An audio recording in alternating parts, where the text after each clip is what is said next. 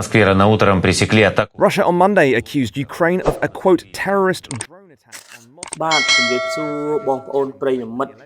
បាទថ្ងៃនេះគឺមានព័ត៌មានមួយបងប្អូនកាលពីថ្ងៃច័ន្ទបាទរុស្ស៊ីនេះត្រូវបានវាយប្រហារដោយអ៊ុយក្រែនទៀតហើយបងប្អូនបាទលើកនេះគឺថាចំកណ្ដាលទីក្រុងកណ្ដាលបេះដូងរបស់ពូទីនតែម្ដងបាទគឺថាអ៊ុយក្រែននេះបានធ្វើការវាយប្រហារពីផ្លូវផ្សេងៗគ្នាបងប្អូនបាទគឺបងប្អូនបានឃើញហើយអាគារនេះបាទអាគារនេះគឺនៅកណ្ដាលទីក្រុងមូស្គូតែម្ដងបាទ Also found near a building on the Komsomolsky Avenue. Reuters footage showed a damaged building on the street. បាទស្ត្រីវ័យក្មេងឈ្មោះថាបូលីណាបាទគាត់រស់នៅក្បែរអាគារខ្ពស់នេះបងប្អូនគាត់ថាគាត់ញ័រណាស់បងប្អូនគាត់ប្រាប់ Reuters ថានៅពេលដែលគាត់កំពុងតែដេកលក់ស្រាប់តែភ្ញាក់ឡើងគឺមានការទុះបាទគឺទុះអ្វីៗគ្រប់យ៉ាងគឺធ្វើឲ្យគាត់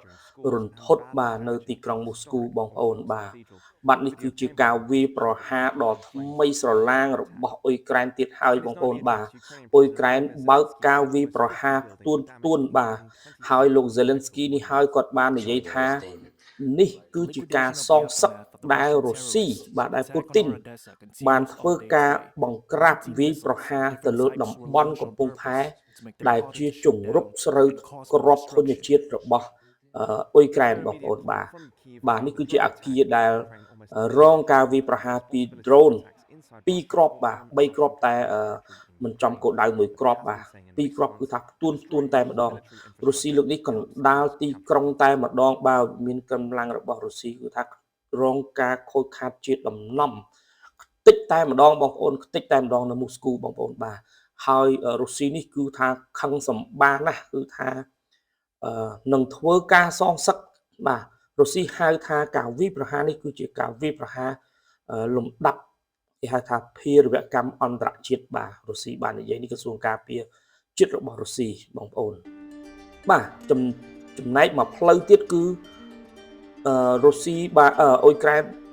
បាញ់នឹងទម្លាក់គ្រាប់ drone យោធាបងប្អូន drone យោធា17 drone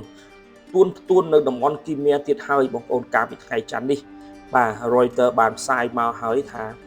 កាលពីថ្ងៃច័ន្ទនេះគឺថាមានការបាទបាញ់វាយប្រហារដោយ drone គ្មានមនុស្សបើកចំនួន17គ្រឿងបងប្អូន17គ្រឿងនៅគីមៀហើយ3គ្រឿងបានវាយសម្ដៅចូលទីក្រុងមូស្គូតែម្ដងបាទលើកនេះគៀកមែនតែនបងប្អូនហើយតាមព័ត៌មានរបស់Reuters ផ្សាយមកថា drone នេះគឺអត់មាននៅទឹកដីអ៊ុយក្រែនទេបាទគឺអាចចេញពីប្រទេសរុស្ស៊ីតែម្ដងដោយគ្មានអ្នកណាដឹងបានន័យថាការវាយប្រហារ drone នេះបាទក្រសួងការពារជាតិរបស់អាមេរិកក៏ប៉ាន់ប្រមាណដែរថា drone នេះគឺមិនមែនចេញពីអ៊ុយក្រែនទេបងប្អូនគឺចេញពីរុស្ស៊ីតែម្ដងប៉ុន្តែគាត់នៅចង់និយាយថាអ៊ុយក្រែនគេមានអបទាយសម្ងាត់គេដែលរុស្ស៊ីរមិនឃើញបងប្អូនបាទហើយការបង្ហោះ drone ទៅទម្លាក់គ្រាប់គ្មានមនុស្សបើកនេះគឺចេញពីទឹកដីអ៊ុយក្រែនទេបាទចេញពីទឹកដីអ៊ុយក្រែនទេអាចនៅតំបន់ណាមួយចឹងណាបងប្អូនណាបាទហើយរុស្ស៊ីគេបានប្រកាសហើយបាទថាគេនឹងសងសឹកបងប្អូនគេនឹងសងសឹកឲ្យធ្ងន់តែម្ដងពីព្រោះរុស្ស៊ីបានចាត់ទុកថានេះជាភារវកម្មអន្តរជាតិបាទហើយរុស្ស៊ីដាច់ញ៉ាឲ្យថាសងសឹកចំពោះអ៊ុយក្រែនវិញពីព្រោះការដែលរុស្ស៊ីបានវាយទៅអ៊ុយក្រែនដោយសារអ៊ុយក្រែនវាយតំបន់គីមៀបាទអ៊ុយក្រែនវាយតំបន់គីមៀហើយអ៊ុយក្រែនវាយរុស្ស៊ីអ៊ុយក្រែនគេថាដោយសាររុស្ស៊ីទៅវាយតំបន់គេហៅតំបន់ក្របធញ្ញជាតិនាំចេញស្រូវសាឡៃលើសមុទ្រខ្មៅបងប្អូនគឺថាតំបន់អូដេសានេះបាទអូដេសានេះគឺជាកំពង់ផែច្រកចេញរបស់រុស្ស៊ីអ៊ុយក្រែនហើយបាទតែនាំគេហៅថានាំក្របធញ្ញជាតិចេញបងប្អូនបាទធំមែនតែនបាទអញ្ចឹងទេនេះជាការសងសឹកទៅវិញទៅមកបងប្អូនប៉ុន្តែកាលពីថ្ងៃច័ន្ទបាទធ្ងន់ណាស់បងប្អូនធ្ងន់មែនតែនបាទដល់វេនហើយបងប្អូនដល់វេនអ៊ុយក្រែនចាប់បើកការវាយប្រហារហើយបាទវាយប្រហារនេះគឺធ្ងន់ធ្ងរមែនតែនកណ្ដាលទីក្រុងមូស្គូតែម្ដងបងប្អូនបាទអ៊ុយក្រែនលេងធ្ងន់ហើយបាទចាប់ពីពេលនេះទៅគឺអ៊ុយក្រែនបើកការវាយបង្ក្រាបបាទកាន់តែធ្ងន់ធ្ងរទៅហើយបងប្អូនបាទនេះជាការសងសឹកទៅវិញទៅមកបាទ Developments for us. She joins us now live from London. Good morning to you, Claire. So what more are you learning about these drone strikes? បាទឥឡូវនេះយើងទៅមើលបាទទៅស្ដាប់រឿងរ៉ាវលម្អិតបាទចេញដោយ Reuters បាទ Reuters នឹងសរសេរលម្អិតព័ត៌មានដែលគេហៅថាការវាយប្រហាររបស់អ៊ុយក្រែនទួនបាទចេញពីតំបន់មុខទិសដៅបាញ់ពីព្រួយបាទទៅតំបន់ទីក្រុង Moscow មួយនិងតំបន់ Crimea មួយបាទរុស្ស៊ីនិយាយពីការសងសឹកក្រោយការវាយប្រហារដោយយន្តហោះគ្មានមនុស្សបើកអ៊ុយក្រែននៅជិតទីស្នាក់ការកងទ័ពមូស្គូបាទបានន័យថាការវាយប្រហារដែលក្បែរទីក្រុងមូស្គូនឹងគឺថាគេហៅថាគៀកអាកន្លែងទីស្នាក់ការកងទ័ពមូស្គូបងប្អូនមិនធម្មតាទេបាទដាក់ចំហ្មងបាទគៀកមែនតើបាទ Reuters បានសរសេរថា3ចំណុច4ចំណុចធំណាបងប្អូនណារុស្ស៊ីនិយាយថាយន្តហោះគ្មានមនុស្សបើករបស់អ៊ុយក្រែន2គ្រឿងបានវាយប្រហារទីក្រុងមូស្គូបាទហើយមួយទៀតគឺថាគ្មាននរណាម្នាក់រាយការណ៍ថារងរបួសទេគឺការខូចខាតមិនធ្ងន់ធ្ងរទេហើយការវាយប្រហារមួយនៅជិតទីបញ្ជាការក្រសួងការពារជាតិរបស់មូស្គូបងប្អូនរបស់មូស្គូអ៊ុយក្រែននិយាយថានឹងមានការវាយប្រហារបន្ថែមទៀតបាទនេះគឺជាការសង្ខេបខ្លីៗរបស់ Reuters បាទចំណងជើងរបស់ខ្លីៗរបស់ Reuters បាទបាទពីទីក្រុងមូស្គូរុស្ស៊ីបាននិយាយអំពីការចាត់វិធានការសងសឹកយ៉ាងតឹងរ៉ឹងប្រឆាំងនឹងអ៊ុយក្រែនបន្ទាប់ពីមានយន្តហោះ drone គ្មានមនុស្សបើក2គ្រឿងបានបំផ្លាញអគារនៅទីក្រុងមូស្គូកាលពីថ្ងៃច័ន្ទកាលពីព្រឹកថ្ងៃច័ន្ទនេះតែម្ដងបាទសូម្បីតែសារព័ត៌មាន CNN ក៏ផ្សាយដែរបងប្អូនរួមទាំងអគារ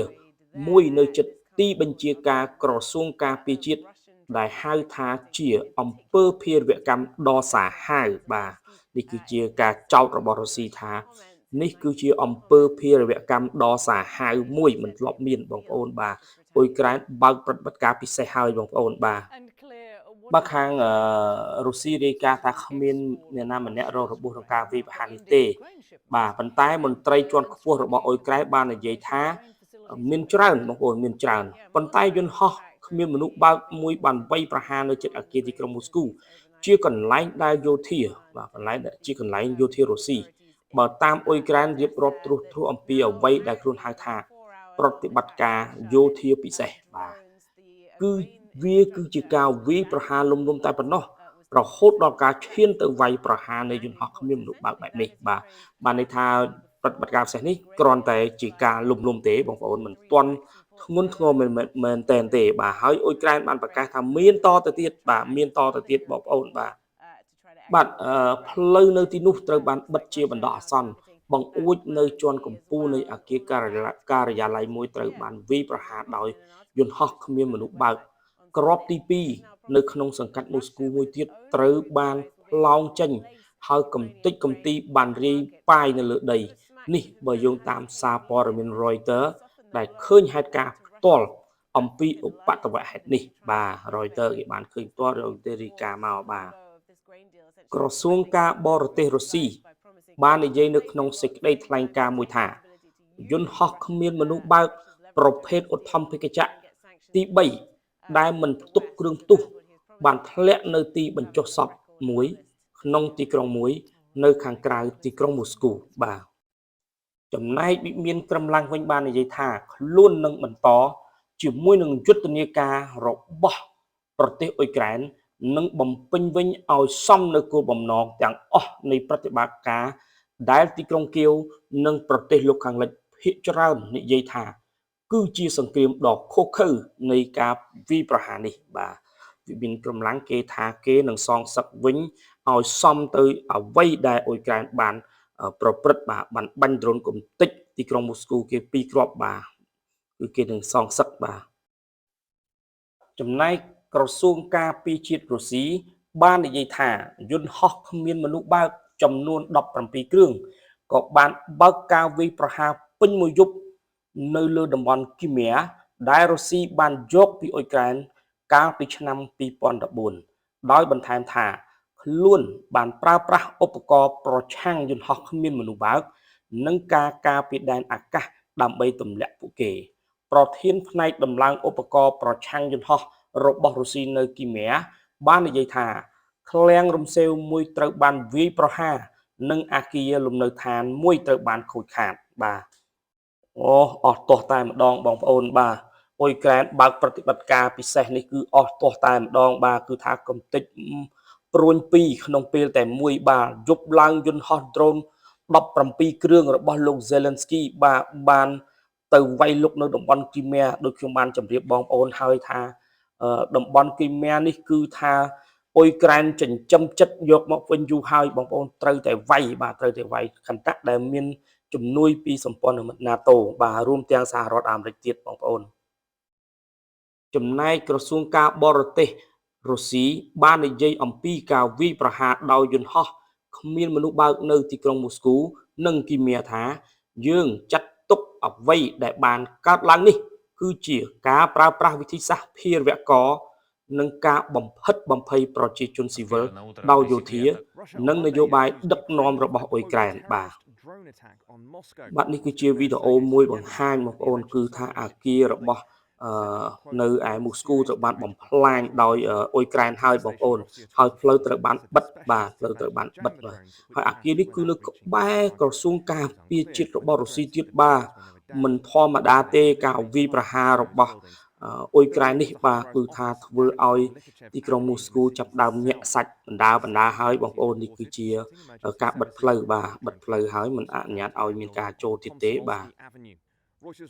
ចំណែកអតីតប្រធានាធិបតីរុស្ស៊ីលោកឌីមីទ្រីមេដវេដេវដែលបច្ចុប្បន្នជាអនុប្រធានក្រុមប្រឹក្សាសន្តិសុខរបស់រុស្ស៊ីបាននិយាយថា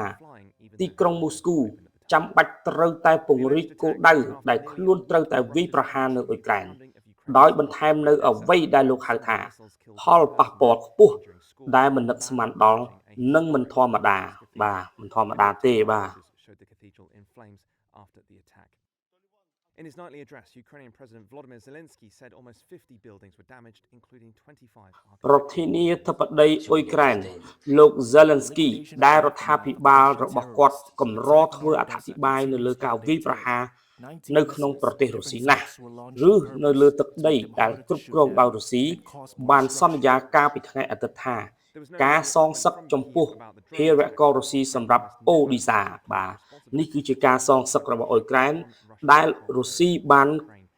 ទម្លាក់ក្របបែកបាទកំទេចអូឌីសាដែលជាកំពង់ផែឆក់ច្រកអន្តរជាតិរបស់អ៊ុយក្រែនបាទលោក Zelensky បានបន្តទៀតថានេះគឺជាការសងសឹកសម្ដៅទៅលើការវាយប្រហារដោយមីស៊ីលរុស្ស៊ីដ៏សាហាវជាច្រើនថ្ងៃទៅលើគោលដៅនានាក្នុងកំពង់ផែដែលទីក្រុងមូស្គូនិយាយថាជាការសងសឹកចំពោះការវាយប្រហាររបស់អ៊ុយក្រែនកាលពីសប្តាហ៍មុននៅលើស្ពានគីមៀដែលបានសម្លាប់ឪពុកម្ដាយក្មេងស្រីអាយុ14ឆ្នាំបាទនិយាយទៅអ៊ុយក្រែនគេសងសឹកគេឆ្លើយតបបងប្អូនគេឆ្លើយតបដែលរុស្ស៊ីបានបាញ់តំបន់គីមៀគេហៅថាតំបន់ច្រកអន្តរជាតិបាទសំទោសតំបន់កំពង់ផែបាទតំបន់កំពង់ផែ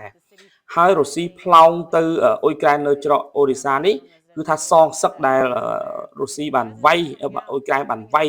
តំបន់គីមៀបាទនិយាយទៅគឺថាសងសឹកទៅសងសឹកមកឲ្យបងប្អូនបាទទីក្រុងគៀវបាននិយាយការពីថ្ងៃច័ន្ទថាការវាយប្រហារដោយយន្តហោះគ្មានមនុស្សបើករបស់រុស្ស៊ីបានបំផ្លាញឃ្លាំងគ្រាប់ធញ្ញជាតិអ៊ុយក្រែននៅទន្លេដានូនិងបានធ្វើឲ្យមនុស្ស7នាក់រងរបួសជាទម្ងន់បាទនេះគឺជាការសងសឹកគ្នាទៅវិញទៅមកចំពោះសកម្មភាពភេរវកម្មឧបនាយករដ្ឋមន្ត្រីអ៊ុយក្រែនលោក Moscow Creame បាននិយាយថាថ្ងៃនេះនៅពេលយប់យន្តហោះគ្មានមនុស្សបើកបានវាយប្រហាររាជធានីនិងតំបន់គីមៀដោយប្រើប្រាស់ពាក្យប្រមាថមើលងាយប្រជាជនអ៊ុយក្រែន